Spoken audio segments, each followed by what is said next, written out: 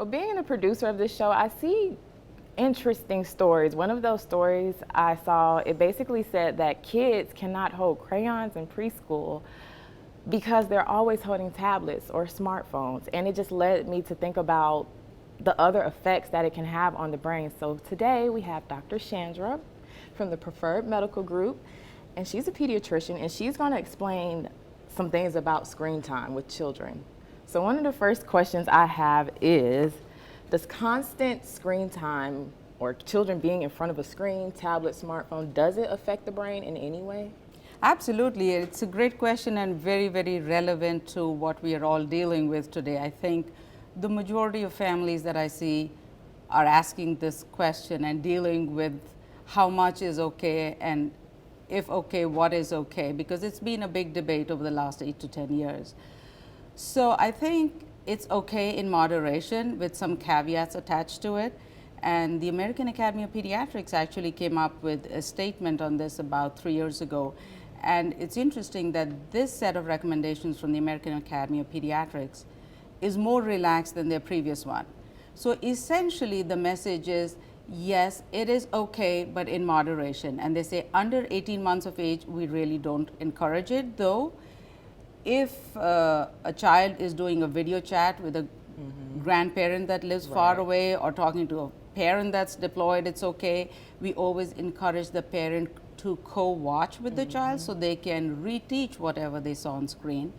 18 to 24 months, again, they're saying be cautious and just watch high content programming, have the parent watch along with them.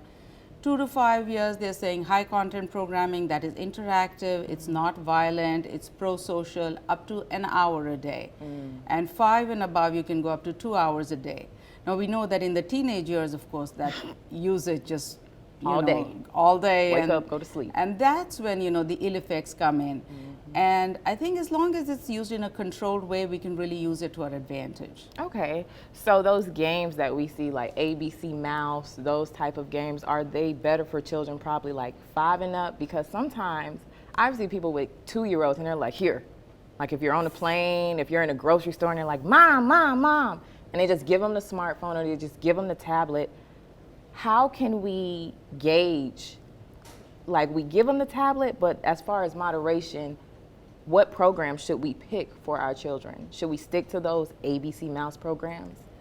I'd say not necessarily, because we can use media both as a tool for teaching our kids, because some of the apps are fantastic. They're so creative, The way we teach ABC is different from the way the app teaches it, because it's fun and interactive as opposed to rote learning.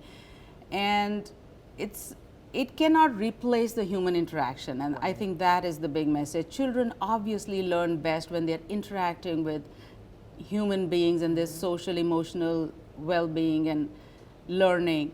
So we can use it as an adjunct. We can use it, say it's a distress time, your child's on the plane and howling, rather than hear everybody, you hear a howling baby, you'd give him an app for a little while, but it cannot replace the human interaction. Okay, so any alternatives? Like when I was younger, it was kind of more so Legos, go out and play, Anika, you have to go outside. I used to build mud pies. I know that's really weird, but those were things that kind of interested me, and now it's kind of just more so kids that are like 6, on Instagram, and it's so much stuff that could be good, but it's also kind of negative on there.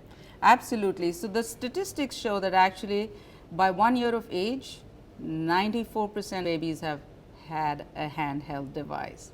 So we are living in the digital age. I think it's here to stay, but we have to use it in a very controlled manner and in short amounts. I don't think it's okay to leave a baby for 2 hours while mama is watching TV, but I think it's okay for mom to cook dinner for 10 minutes while baby's watching an app.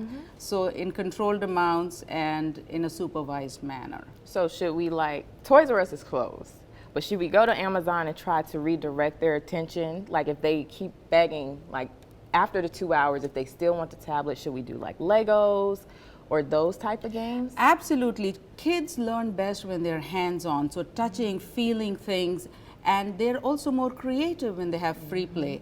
So that is the one negative about using digital stuff, that kids are losing their creativity. It's a push strategy to entertain them, rather than a kid like yourself at your age go out in the yard and look at some sticks and stones and trees and bushes and say, how am I going to entertain myself today?